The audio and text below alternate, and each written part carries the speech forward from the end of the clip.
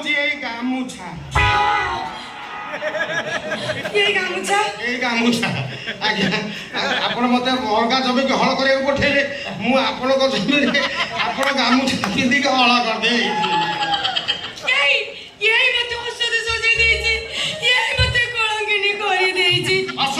ଅସତୀ ତୁଳସୀ ସତୀ ଚଉରା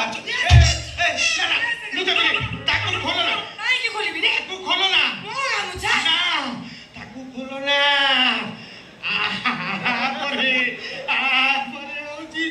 କିଛି ନାହିଁ